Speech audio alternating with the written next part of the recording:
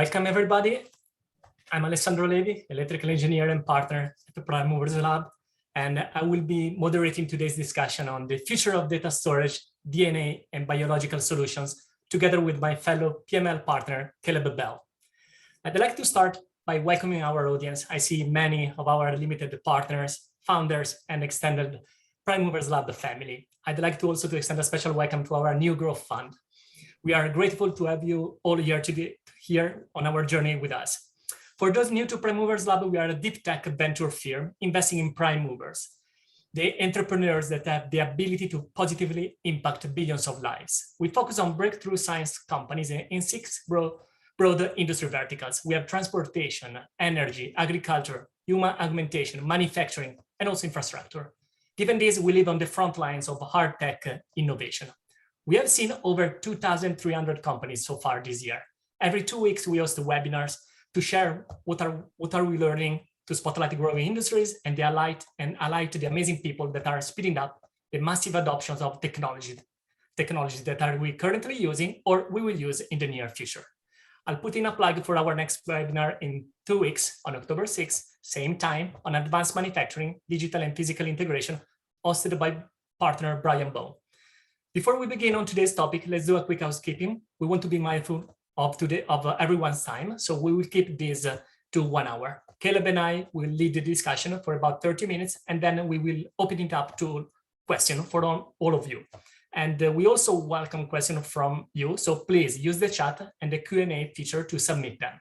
With that, I'm thrilled to be hosting this webinar with Caleb. Please introduce yourself. Thank you very much, Alessandro. I'm Caleb Bell. I'm a partner at Prime Movers Lab. I'm an entrepreneur turned investor, and I got a technical background in biophysical chemistry. I actually did a project in undergrad on using DNA for data storage. So it is just really exciting for me to be here with such amazing panelists and discussing this topic. Modern society produces more than 2.5 quintillion bytes of data. And for those of you that don't know what quintillion is, as I didn't, I had to look it up. That's a 1 followed by 18 zeros. And that output is increasing every single day. And more of the data that's generated in our world is being digitized. So this is really absolutely an exponential growth problem. There is no doubt that current storage technologies and infrastructure are insufficient, but there is a large question on exactly when, what, and how technologies will fill this void. I have a couple slides here to orient you to some of the problem. Let me share my screen.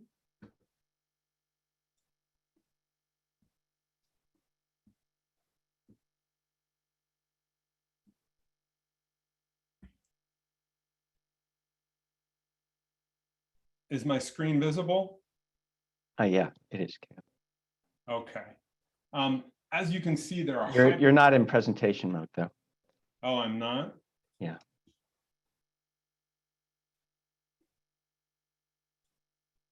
Well, does this work? Can we just go Yeah, off? yeah.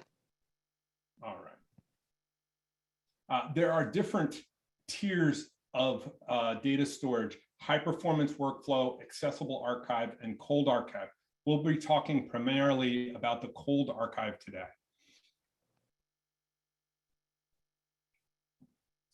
This is what venture capital is for. This is why we at Prime Movers love to do our jobs, one that all of you, the LPs, give us the call and the privilege to do every day. Thank you.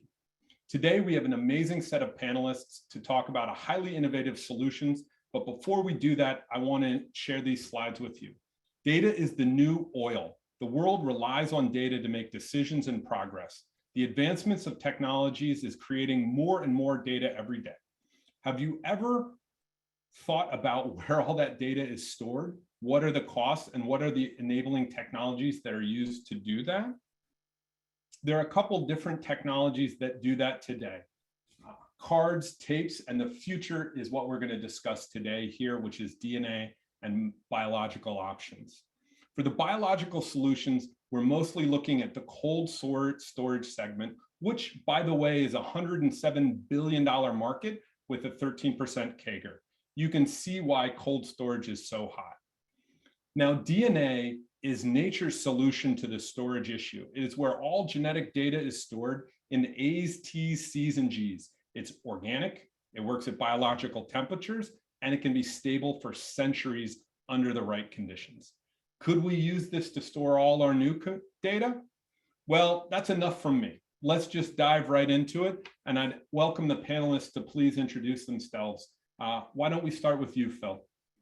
Great. Thank you, Caleb. Hi, everybody. It's a pleasure to be here. My name is Philip Nelson. My day job is I'm the Director of AI for Social Good at Google and Google Research. And I'm here very much as an individual. I'm a friend of the firm, and I've known some of the partners for a very long time. And I'm really here speaking as an individual. I guess I'm sort of the optimistic skeptic in the room, if that makes sense. I'm optimistic about new technologies. I've been involved in new technology development all my life, but I've also sort of been responsible for things like Google Calendar and Google Contacts, and I've built data centers and know some of the sort of stubborn realities of putting this stuff into production. I've also had some experience with DNA. I helped start a company called Complete Genomics doing sequencing. And I was previously the director of Google Accelerated Science, where we used machine learning to do hard science problems. And a lot of them involved DNA, structure prediction, function prediction, all sorts of optimization. So I'm very much a lay person when it comes to DNA storage, but I've danced around a lot of these technologies, and I hope I can be interesting. So. Hi, everyone. I'm Tad Weems. I hope I can be a quarter as interesting as Phil is. So I'm with Agilent Technologies Early Stage Partnership Group. That's our corporate venture capital group. I'm managing director of that group. As many of you know, Agilent is a life science tools company. But one of the things, there are two things about Agilent. One is that my understanding is over half of the world's tequila is QC'd by Agilent equipment, so you can take that away. But more relevant here is that we make short strands of DNA oligos for the markets today. And we do this in a variety of different methods, but one of them is we put short strands of oligos onto microarray slides. So if you imagine a little microscope slide from back in high school, and you think that you put 1 million or 2 million different little strands of DNA on top of that, that kind of gives you a feel for the potential here for DNA storage. Also, as part of the early stage partnership group, we're big believers in enzymatic synthesis of DNA. That's not using chemicals, but using more natural processes to create DNA. We think that's has a lot of potential in the future.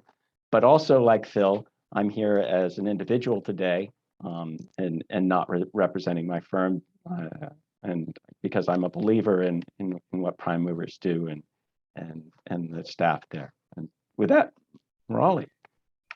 So Caleb and Alessandro, thank you so much for inviting me to be here. It's really a pleasure, and it's a pleasure to be here on the panel with Philip and Tad. My name is Marley Parra. I'm the president and CEO of Iridia, and we are a company that specializes in storing data in the form of DNA. By way of background, I'm a PhD biochemist who realized I love the science, but not the lab. And I've been in the San Diego biotech scene since 2001. Been sort of at the early phases of the genomic revolution. Originally joined a company called Sequenome that built instruments to do high throughput analysis of human DNA. Very soon after the Human Genome Project was completed. But from 2005 to 2013, I was with a company called Life Technologies that was a leading supplier of instruments and reagents for biomedical research around the world.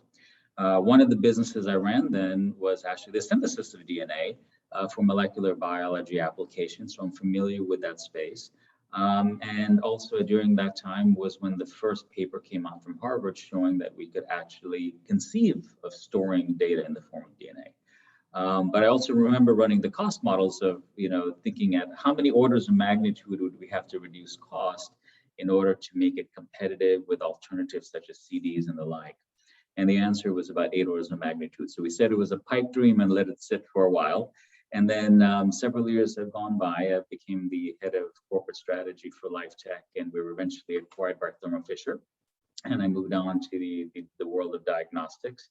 And then about 2 years ago, I was approached by this company called Iridia that said, we think we may have a technology that can address some of the longstanding issues and challenges that were hampering the use of DNA as a data storage medium. So the more I got to see the patents and the team and the technology, it was simply too much fun for me to say no. And so I've been here at Iridia for about 2 years. Okay, wonderful. I have a simple question to introduce the topic. And we know that the world relies on data. AI relies on even more data. Self-driving cars technologies are producing a huge amount of data every day. This data must be stored somewhere. I read a digital study, the IDC digital study sponsored by EMC, and this study was predicting that by 2021, the world data storage capacity will be insufficient by 20 zettabyte, 2 to the power 21. This is huge. So I would like to ask you guys, what's a data center? Which technologies are they using? And why do we need something new?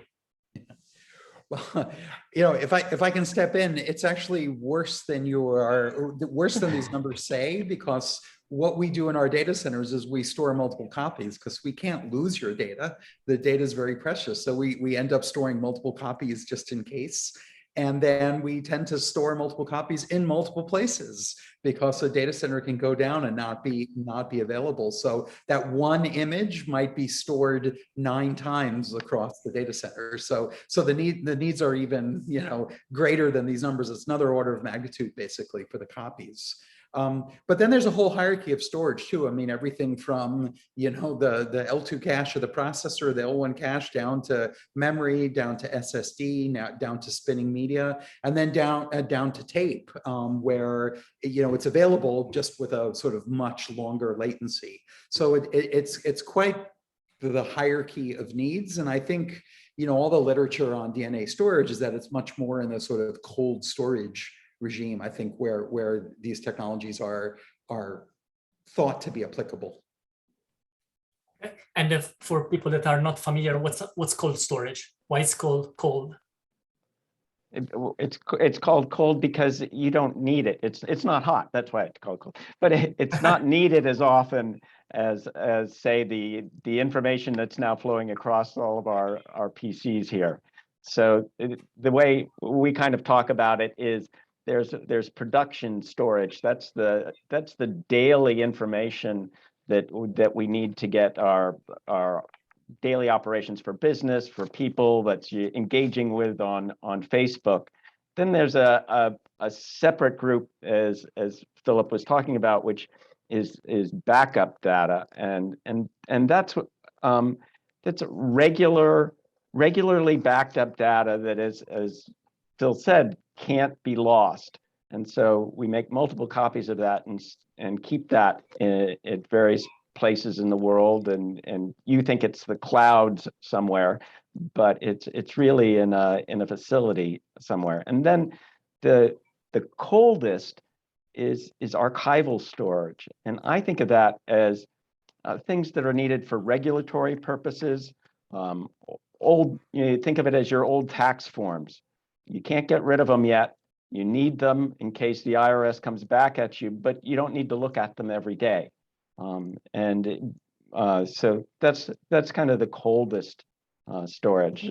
Phil, you're better at this than I am, but that's kind of how I think of it.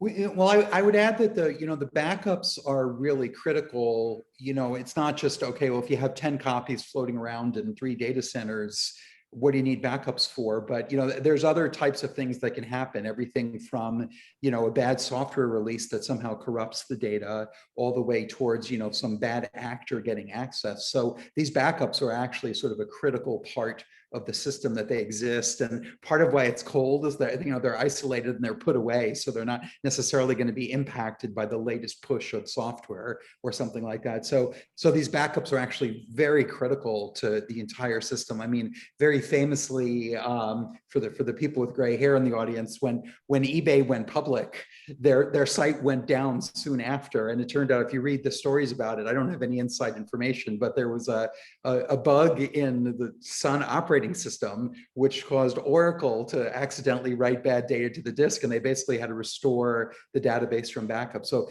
these parts are very critical. And I think this goes to some of the sort of skepticism around the technology, is that this stuff really has to be there. It really has to work. So it's nice that it's potentially smaller, potentially lower energy, but it's really, really got to work. And things like tape have been around for a long time. It's pretty well understood. It's extremely well understood. So this is, again, my optimistic skepticism in that, these technologies are amazing, but like the needs, especially of archival storage, are it's going to take decades to prove that it really works. But part of my optimism is that, I don't know if people know the story, but Twitter actually grew out of an internal tool from one of Ed Williams' other companies, and they're like, oh, Twitter is the cool thing, let's do that. So part of my optimism is that if archival storage isn't the specific application, maybe we'll find other applications that for this technology. And I mean, who knows where this will go? I mean, crazy speculation, but. May I maybe double click on something that you kind of said in there, Philip, and what are some of the limitations of current storage technologies, and why are so many people interested in using DNA or other biological solutions? And Morley, maybe you have a perspective here? Yeah, I mean, one of the things that always I keep track of, right, is when you're trying to think about a new technology like, DNA for data storage, you not only have to look at who else is doing or trying to do something similar, but what are the current predicates which you have to compete against, right?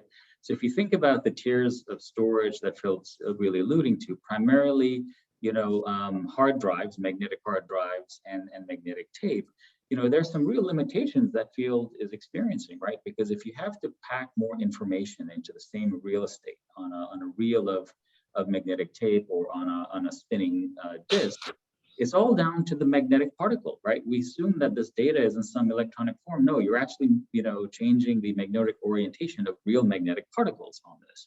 And so the size to which you can shrink these magnetic particles and hence load information per unit of area is fundamentally limited. And so there's a lot of effort trying to go in to see, can we eke out incremental gains from this? But right now, the productivity and sort of data density gains are really slowing to a crawl. So we have this weird problem of magnetic density not really moving more than 10 to 15% a year in aggregate growth, but you have this exponential vertical of the amount of data we want to store. So there's a basic mismatch. And so that's why we're finding, in a very interesting way, a lot of interest from all of the magnetic players saying, we're seeing the tsunami coming toward us. We need desperately to think about something else, because right now we just can't get those particles to behave the way we want to and get the densities we'd like. Wonderful. So we have a question from the audience, and also one of our questions for you guys. So how DNA storage is done or implemented nowadays? Are there different modalities? This is a question from Argus Young. Yeah, I mean, I have a slide maybe that could give a visual of what that is, at least how it's conceived. We would love it. Today. And then maybe we can use that as a basis for and then obviously Philip and Tad, love for you to step in if I'm missing something. So for those in the audience, I mean, currently the paradigm that has come to dominate the idea of how data could be stored in the form of DNA really follows this current workflow that I've depicted here, right? So you can begin with data pretty much in any form. It can be structured or unstructured, and we reduce it down to the sort of binary code, right? And binary executable code, really the zeros and ones. And from that point, you can think of a number of schemes to convert that set of zeros and ones into the chemical letters of the DNA alphabet. So in this simplified case, you have 2 zeros being an A, 0, 1 being a G, 1 0 C, and 1 1 being a T. So it's a way of thinking about that. And then really what we do today is, in a cell-free synthetic format, we generate a series of DNA stretches of DNA called oligos that Tad had mentioned. And this can be done either through a series of enzymatic processes or chemical synthesis. And the chemical synthesis has been around for several years now, it's several decades. And those stretches of DNA then essentially can be stored in tubes. And then when one wants to retrieve any subset of that information, you pull the tubes of interest, and then you in fact sequence that DNA with a laboratory sequencer. And from that sequence information, you use the same kind of base 4 algorithm, and you retrieve the original set of zeros and ones you want to save. And from there, you can then essentially reassemble the data into whatever file or format you originally saved. So this has been sort of the dominant view of how this is all supposed to work. And I think that's, as a result, shaped different folks' views on, hey, is this now technology something that can happen tomorrow, 10 years from now, or when might it achieve prime time? So I don't know, Philip and Tad, whether that's a fair kind of summary of how the industry has so far conceived of how this is supposed to work. Yeah, and just elaborating a little, this is the same basic structure that everyone's thinking about, but within each segment of this, there are people working on how to optimize it, how to speed it up, so that the DNA can be synthesized faster, that it can be sequenced faster to meet the demands of the data storage environment. It's not quite the same as making a therapeutic. So they have to work much faster. But the different modalities, there've been a variety of schemes all along the way to combine electronics and DNA. We've seen that coming out of several universities, developing the software to actually encode and decode in a more interesting and clever way than just the simple way that it's being shown here. So we've seen a whole mess of different things evolve, fail, and reinvent themselves over probably the last, I don't know, probably the last 5 years, and it's been really exciting to see it come this far, this fast. I would say here's where maybe some of the skepticism kicks in, because if you look at each place, and that's a great slide, Murali, of the steps, but if you look, for example, at reading DNA right now, the way it's done, and there's wonderful curves, there's a graph that people show all the time about how DNA sequencing costs have dropped faster than Moore's law. But the technology behind that is a sort of a quantity over quality type of technology, where we can do we do replication, which introduces errors, and then we do many dirty reads, and then we just use really smart math to figure out what the underlying call was. We actually have a great ML system called Deep Variant that uses ML to learn the error patterns of the sequencer and all of that. But that's quite a heavy duty read. I mean, it's reasonable when you want to read one unknown genome, but to read, a book that you need, or an image that you need, or a movie you need to show, like that's some heavy duty lifting, reagents and cost and all of that. So it isn't like, oh, can we get the mask size smaller? Can we slightly tune up the chemistry? Like, we're going to need completely different solutions, and they're out there. Can you pull the DNA through a pore and notice the electrical patterns? But then you get into all sorts of, biology can be messy, and there's all sorts of unusual patterns. It doesn't behave like electronics, like long sequences of the same base, right? You have the same number, but the reads are very challenging for those types of things. The synthesis is very challenging. So you get like sort of unexpected error patterns that come out of this. So I think, the technology for synthesis needs to radically change The technology for reading needs to radically change. How do you do random access? You know, it's one thing if you've got a pool of DNA, but what if you need to select one thing out? Like put the Library of Congress in a bead and ship it into space so that, you know, somebody can decrypt it in 1,000 years. Is very different than, oh, I got to restore my database. So part of the skepticism is that each of these steps needs radical rethinking and radical new technology that doesn't quite exist yet. I know, Murali, you're working on this, so I'm really excited about it. But it's not like reduce mask size or go for higher frequency chip layouts. So no, totally with you, Philip. And I think, you know, the way we came to this, and certainly what was driving my thinking, was everything I'm showing here really is the conception of a life science focused group of researchers who think, okay, you know, we make DNA for essentially molecular biology and sequencing applications. Therefore, we should somehow have a birthright to play in data storage, right? And I think really you got to come at this from the reality of the data center backwards, right? So the more when we started showing this and talking about this to obviously folks that, whether it's Amazon, Google, Equinix, doesn't matter, you know, any of the large data center players, you know, the response we got was, yeah, this optimistic skepticism, which says, hey, we love the concept of DNA, but first and foremost, that workflow is kind of dead on arrival, because when we think about the modern operations of the data center, we don't do liquids and robots and sequencers and all of that, right? It doesn't compute at the first most primary level. The other thing I try to look for also is, are the assumptions driving this model really correct? I mean, so for example, while the conceptual view of this seems simple enough, there's some very deeply embedded assumptions that I think are not going to pan out. So one is that all we have to do here is drop the cost of synthesis of DNA, and somehow this magic happens. And to your point, you know, the reading aspect of this gets lost on a lot of folks, right? The view is, well, you know, Illumina or some other sequencing company will just somehow handle it, right? They're driving cost out, and somehow they're going to get there. But there's also, that is a TBD, I think, for the reasons you mentioned, but there's also a very simple capacity question. So if we take just the macro scale of this, right? This year, we're expected to generate, what, 60 zettabytes of data as a global community. That's 60 times 10 to the 21st bytes.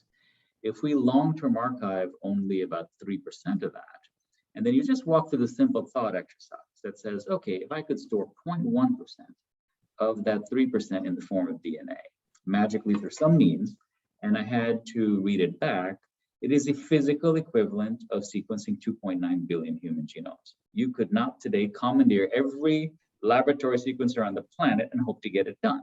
So I think the key essence that Iridia really struck upon was a couple things. One is, yes, you have to drop the cost of synthesis pretty radically, and that we have, I think, a way of getting there.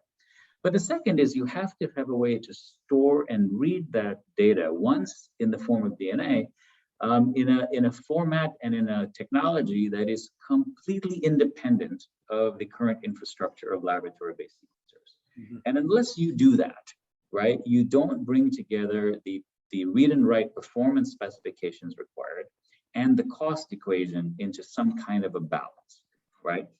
But if you can create a way of doing that, then you may also be able to sort of overcome some hurdles that are shown there. So, you know, I think that's the first macro picture: bring together write, read, and store. The other tyranny that's sort of laid out here is that the single base and the bit are somewhat equivalent, right? And I think that's a big problem, because if you go down that path, then you must go to a sequencing route to read the underlying information, right? Now, what we did was actually take a bit of a different view that says, let's look at where we have a lot of precedent in the magnetic world, right? They deal in zeros and ones, magnetic particles. Now, if I take the view that a base, DNA base, and a bit are not the same thing, and I can reduce this to a problem of reading zeros and ones, I don't have to necessarily sequence in the conventional way. And I don't have to hit the same performance parameters that are required. As an example, right, today when we store information in magnetic tape or hard drives, the raw read-write error rate of reading those bits is about 2 to 3 sigma. We get to 22 sigma using error correction codes. So my view is I don't have to get to 6 sigma, I don't have to get to 10 sigma. Get to 3 sigma, But if I can read those bits as zeros and ones, even though they're comprised of DNA, then we can leverage a lot of the error correction codes and the technologies that have been vetted for 40 years and have a solution that could perform with the fidelity, Phil, I think you're talking about. And so I think there's a radical reconception we got to think about here. And this is what has excited me most about your company and what you're doing. I think our audience is here with bated breath. You have a slide behind this. Could you walk us through a little bit of the way that you are doing it at Iridia? So what happens is, you know, again, this tyranny of a bit and a base must be the same thing. You know, it's followed a logic, which is that, look, DNA is loved as a concept because of density, right? So the idea is the average human body has only about 1 gram of DNA. But if you were to record that information in, let's say, a 6 terabyte hard drive, you would need about 10 billion 6 terabyte hard drives to accommodate the information stored in the cells of the average human body. So at a density level, that's unparalleled. But here's the issue. To achieve that theoretical density, you then have to think about a coding scheme where a bit and a base, or two bits and a base, are equivalent, like I showed you in the previous slide. And then, you know, you think about, okay, how do you synthesize that much DNA, and how do you read it?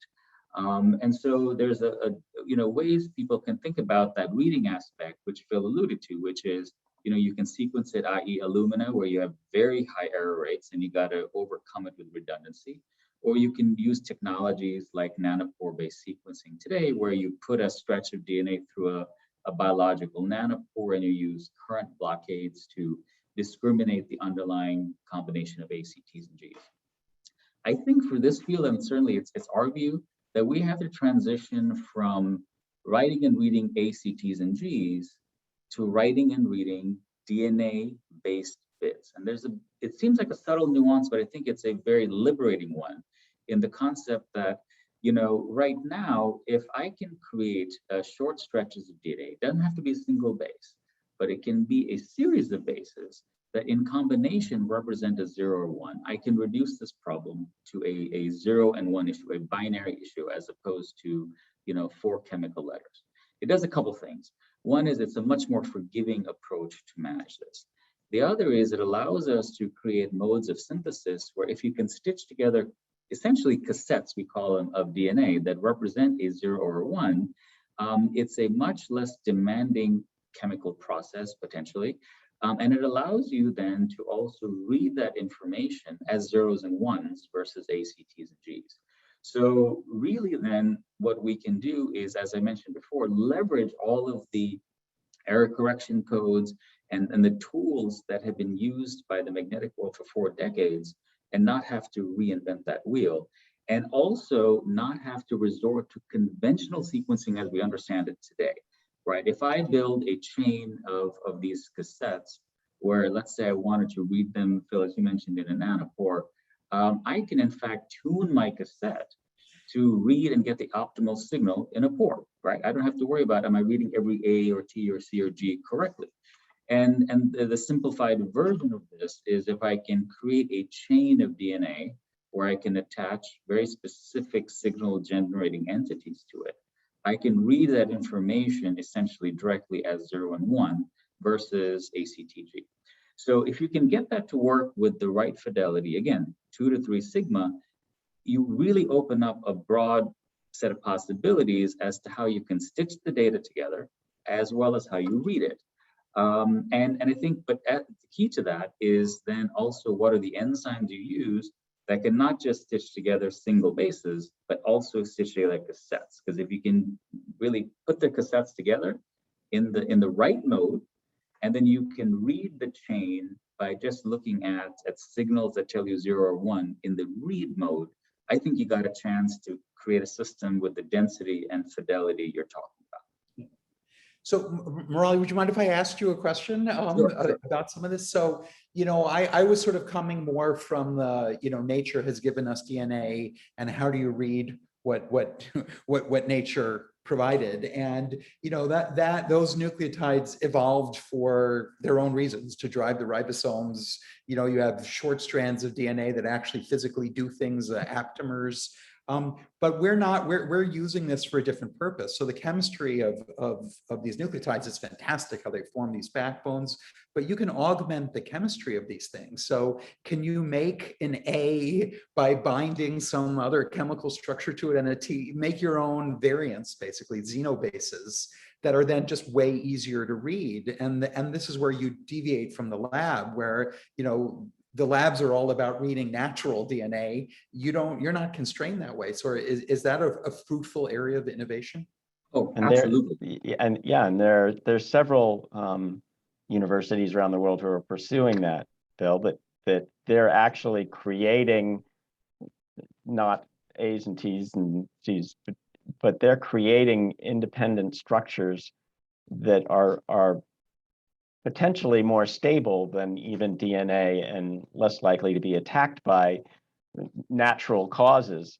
And that's what I was referring to earlier when I said there's combinations being looked at of both electronic storage and, quote, DNA storage when DNA is not natural DNA, but you know, some kind of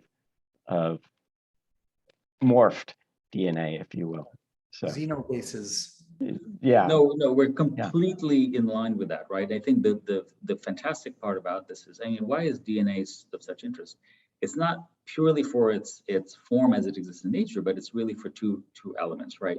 Its inherent density, how much information can you pack per unit volume or unit area, however you want to measure it, and its durability. Now, if it turns out you can preserve those two really transformative attributes in these novel bases and an additional kind of chemistry space, then absolutely would want to deploy it. So the key then is, what are the enzyme systems that will allow you to stitch those things together, right? Either as individual bases, but more importantly, we think as kind of cassettes that can represent your zeros and ones to really facilitate the read and write. And like I mentioned, leverage the existing technologies that are available to us.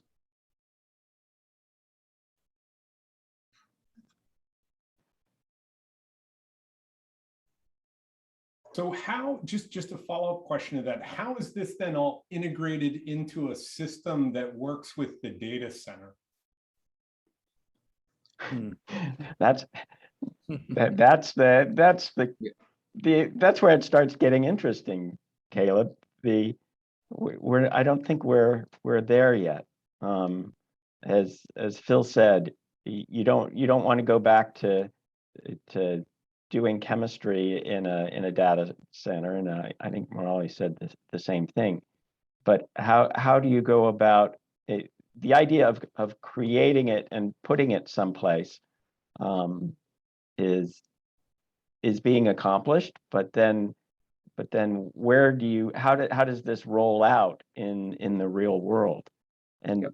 one of the interesting things that we were looking at was, as I said, when we think of archival storage, we think of regulatory storage in the life science, and it would be kind of really interesting if we created this DNA storage to archive our own life science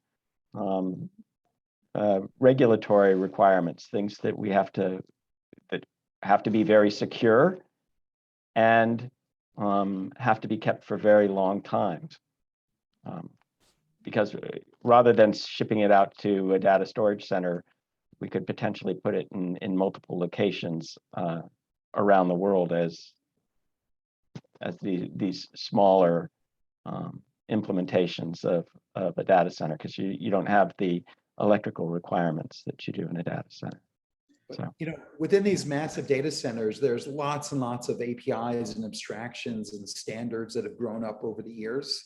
And, you know, you kind of have to figure out where you cut into the stack, you know, you know, if you can have one of these boxes that, you know, has a SATA plugin and it looks like a disk drive, that's great. That makes it easier.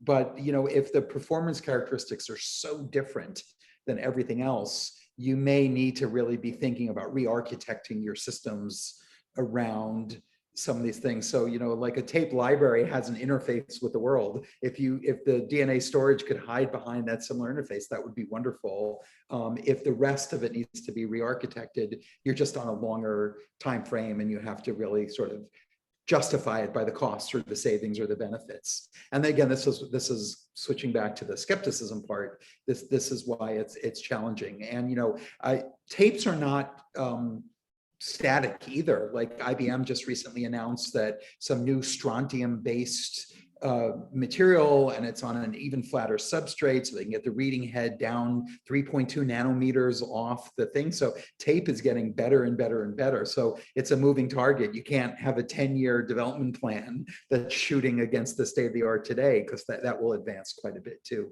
So couldn't agree with you more on multiple fronts, right? So part of what we've tried to do is take sort of the INSIC roadmap for the hard drives, look at the LTO roadmap for tape, and say, where are those industries really going to be? Not just the promises and the press release, but likely really going to be in the next 5 and 10 years, both at a density standpoint, but also at a cost standpoint, right? Read write per terabyte, because that have to be the benchmarks. If you're not planning for that, you know, at some point your cost curve better intersect those. Otherwise, you're not going to get adoption.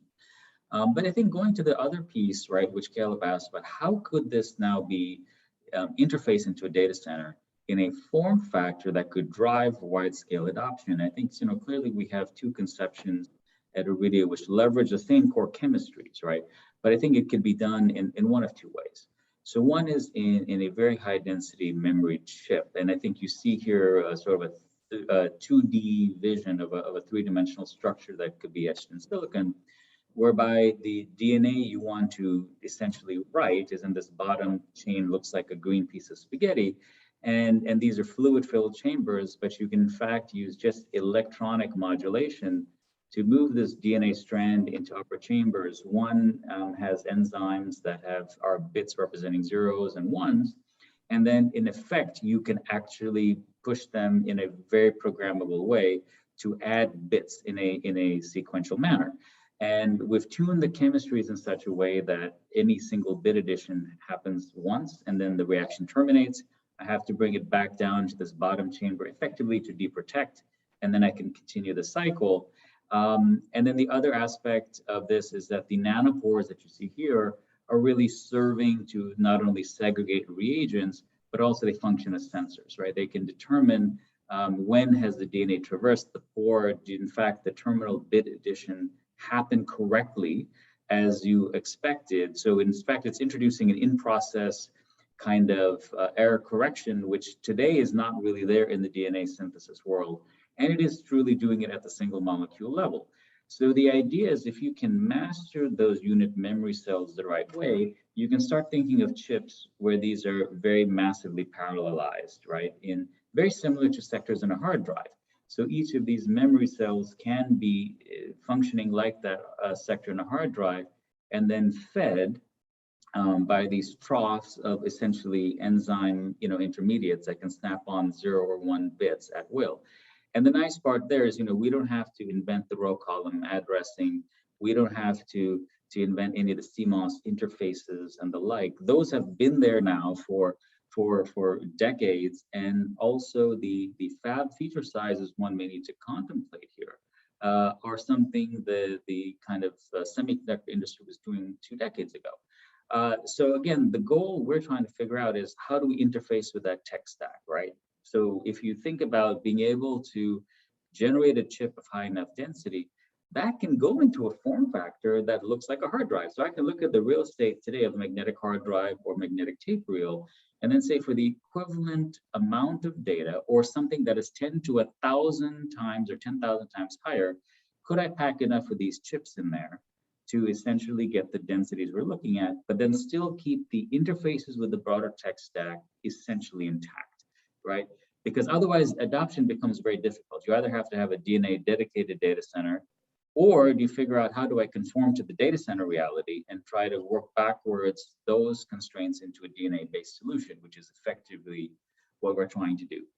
The other thing we're hearing from customers is that, you know, the world today thinks in rack units. So if you can think about a 19-inch by 36-inch by 7-foot tall rack unit, and you can have a device that could actually write, store, and read as a sort of an integrated instrument as opposed to a chip, but still have the same density kind of proposition along with the read and write latencies that people are expecting, then there's some real game there, right? Because if you look at the large storage players, there's really no way we know of that, or they know of, to start accommodating the volumes. So I think there are two conceptions here, but both of which will bring together write, store, and read.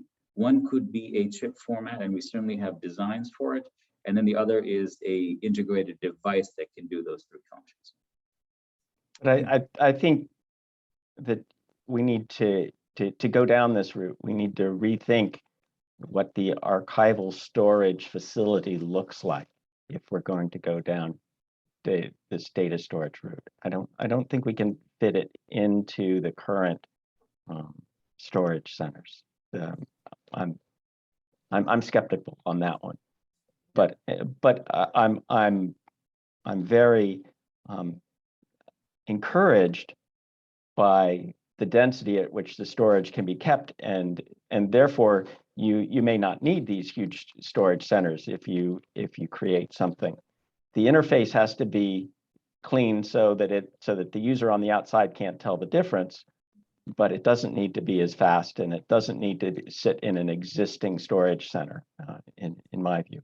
And actually, at the temperatures that the current storage centers run, that's not as conducive to DNA storage as May I jump in off of that and fold in an audience question here? Yeah. And maybe Phil, I know you were about to jump in. Maybe you can take this question.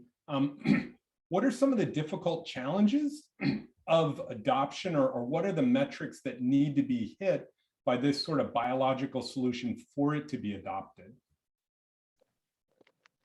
Yeah, well, let me, that's a great question. Just regarding what Tad had just said, I sort of agree with him completely. I mean, modern data centers are not the example that you might have had from when you had a rack or something, you know, back 20 years ago. There are these very holistic dynamic systems where, you know, people realize that if you run them way hotter, machines fail more often, but machines fail all the time anyway, and they're all set up for that, but maybe it's cheaper from a cooling, and, you know, all of these companies are now much more green oriented. I mean, Google in particular. So these decisions about heat versus cooling versus temperature, these are very, very dynamic. So if you think about, you know, from a form factor, you know, there's the chip and the thing that looks like a disk drive and the thing that looks like a box or a rack or a room. You know, maybe the room is the right answer to start with, because you run a couple of fiber cables back over, you can have no data, no problem moving data in and out of that room, and that room can be more isolated. But, you know, in terms of adoption, you know, people that run data centers are rightfully extremely conservative, and they need to be. I mean, the stuff just has to work.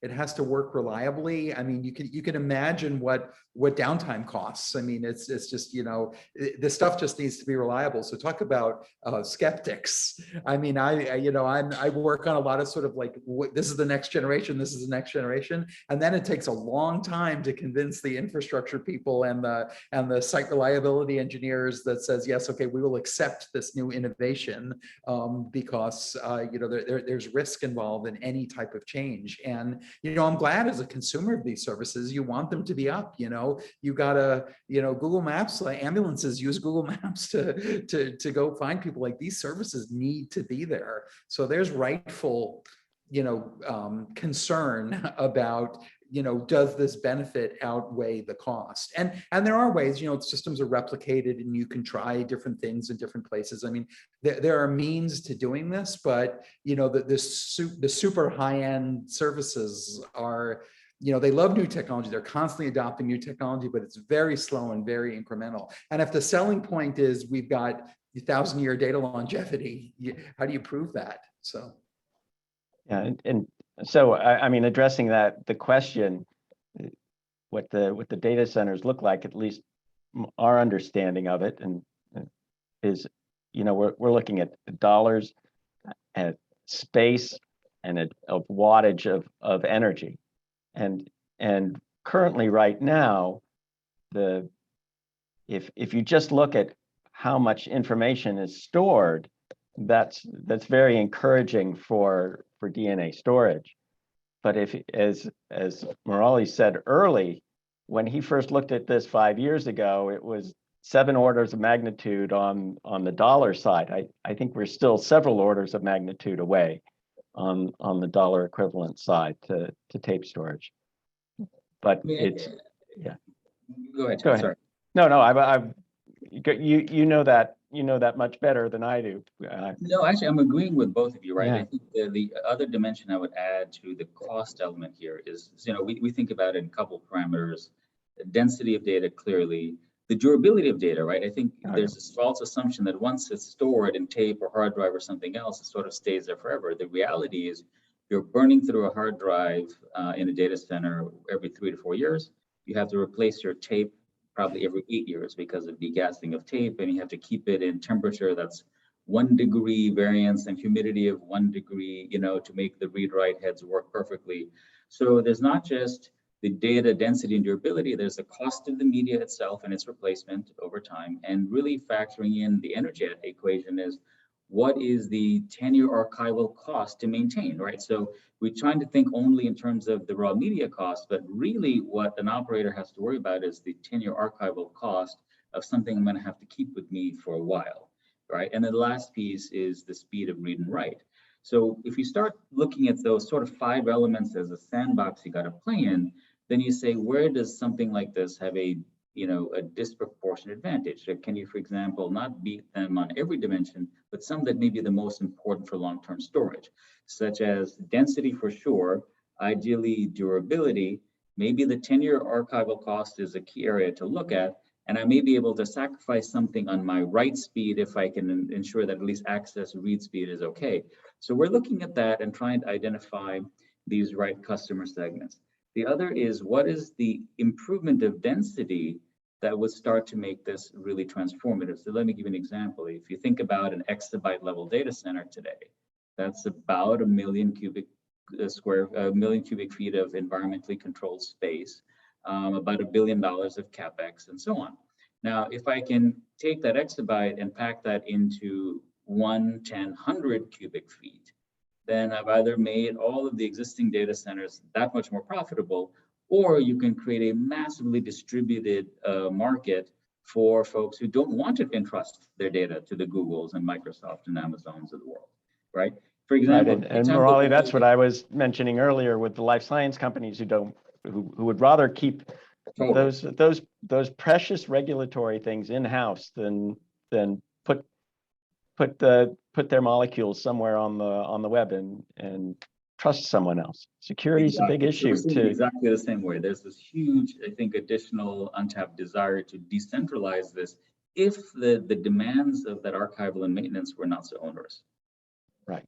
And well, just to put in a short pitch for cloud-based usage, there's the most amazing security people work for these big cloud providers, and it's an ongoing battle, not just with hackers, but with governments and everything. And so, what you're raising is an absolutely good point, but I would trust the Google security or the AWS or the Azure security engineers a little bit more than, well, and absolutely, Phil, because if you had a box sitting in a corner of some laboratory, someone could get up and walk away with that box this afternoon, right? That's but we do believe that there's decentralized. You can't, as at least a beachhead for this technology, to start proving it. Decentralization, I think, is going to be key, because I don't think initially you're going to be able to penetrate just on a cost basis. Yeah, sorry to interrupt you. We have a question from the audience. We want to try to answer 2 questions. We're too engaged with each other. No, I know, go ahead. It's amazing. The security issue, which could be really no, which other technologies can't address. We'll come to that later. We have 2 questions. So regarding the raw material for DNA, synthetic DNA, is that scalable? Also costly? Oh, absolutely. Is that expensive or not? And companies like Zymergen and way back when MSG was made enzymatically. So the raw materials for this can be driven down. Currently, there are companies like DNA Script and Molecular Assemblies that are coming out with costs that are starting to approach the costs of chemical synthesis, but it's not there yet. But like I was suggesting for this storage thing, they're finding areas that there's a need for decentralization, which is something that phosphoramidite chemistry, the current chemistry for making DNA, it's really hard to do. So it's finding those beachheads so that you can continue to drive those costs down, so that Murali's can start competing with the data centers. Murali, I have a couple questions that are kind of the same from some of our audience for you. Yeah. Let's assume your system gets implemented and people are using it. What happens if it breaks down, or you go out of business? Is there a way? Can you use a classical sequencer to extract the data? Are there kind of backups in place? Yeah, so great question, right? And the beauty of, I think, the set notion we have is that, you think about a double-stranded piece of DNA, you can in fact attach anything you may want to sense as a bit only on one strand. That means the other strand is perfectly readable with a conventional sequencer. So you in fact can embed data with different layers of redundancy, right? One could be for cost basis and access of speed of reading. In fact, I'll call the reading bit sensing as opposed to true sequencing. But in the case of, let's say, a drive goes down or a device goes down, and you just need to access that information, then yeah, you actually can absolutely design your bits in such a way that they could be read with a conventional sequencer, no problem. And you can embed, multiple tiers of meta tags and the like into that information. So in fact, it could be reassembled. The other thing we're also thinking about from a security standpoint is, we're constructing this as a write once, read many. So essentially, once the DNA is written and done, then you can only append after it. You cannot go back and then modify the data that's already been written. So yes, someone could maybe steal a whole box or device or a chip, but in fact, if someone were to hack into a system and try to modify or corrupt, that becomes very difficult because in fact, you can only append afterwards. So there could be some also security benefits in addition, but we are thinking very actively about how we could design in multiple tiers of redundancy in our coding strategy. And Murali, addressing one of those, there's a whole burgeoning security DNA industry out there, where some very smart people are thinking about how the DNA could be corrupted, and what to do about it. So, for sure, that's moving very quickly, because there are, even though it's written and it's there and you can read it somewhere else, there are ways of penetrating that if you want to destroy the DNA, not if you want to permanently corrupt. You wouldn't be able to change the writing very easily. But correct. Yeah. Last question for you guys before we wrap it up. Where will be the world of data storage in 10 years that people don't think that is possible today? Give us your prediction. And maybe could I just expand that a little broader, not just data storage, but maybe using biological solutions for computation. If you want to opine there, keep in mind our audience is a bunch of venture investors and entrepreneurs. Where is the world going to be? So I mean, it's an interesting thought, but I do believe that in 10 years that DNA storage will be a reality, and I hope Murali's company is the most successful and out there first. But opining on other things that can be done,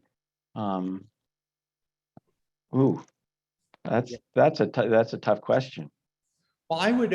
One thing to consider is that this is almost the opposite of DNA archival storage. Is I think that demand for storage on end devices is going to go way, way up. And it isn't just storing more pictures or more videos, but in the world of machine learning, there's a concept of federated learning where the models are actually on the devices so that you're not shipping all your data to some central place, and putting more and more logic in the end devices, which is going to require both data and processing. And there's an entire new wave. There's all these new chips coming out, both in the data center. Google calls them TPUs to do machine learning training and inference. But now every phone has these inference engines on them, and every camera, every device, so I hope that there's more and more of a trend of pushing the ML and keeping your data local and pushing the ML to the devices. So I think that the general need for storage at the end devices is going to skyrocket. But that's, that's in parallel with the need for centralized storage too. Yeah, I think building on Philip's comment, I'm always amazed that every time the world has made storage available, we've gobbled it up at a blistering pace. Like when the first iPods came out, I didn't know I needed all 2,000 of my favorite songs with me at all times. But then when it was available, we certainly sucked it up and got higher capacity devices. I think the question though is, in that distributed world where you can also maybe want to include compute. The question we're trying to grapple with is, where does that really involve a lot more read-write operations, something more like Flash, as opposed to maybe the write once, read many world, which I think will be the first beachhead for the DNA, whether it happens in a data center or in a more distributed fashion. But we are getting a lot of thought put into also saying, as we think about our coding structure and some of those issues, can we go past von Neumann, post von Neumann world, and can we start embedding some of the compute? It's way above my intelligence level, but our CTO is looking at that to see also how might we be able to integrate it. But we see that integration of compute though as much more of a more Flash-like application. But I could be wrong, Phil. I'll defer to you on some of those questions. Yeah.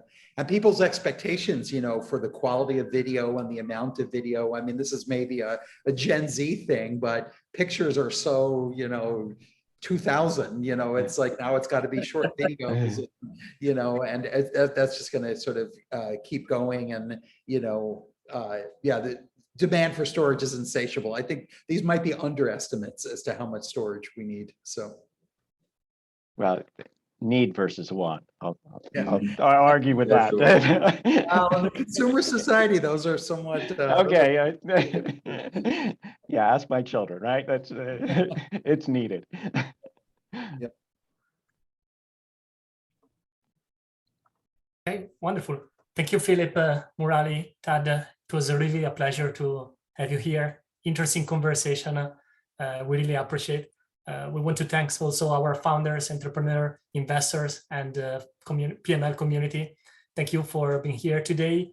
The appointment is in 2 weeks, same time, same place. And thank you so much. Thanks so much to everyone. Thank you. Pleasure, Murali and Phil. Likewise. All right. Amazing webinar.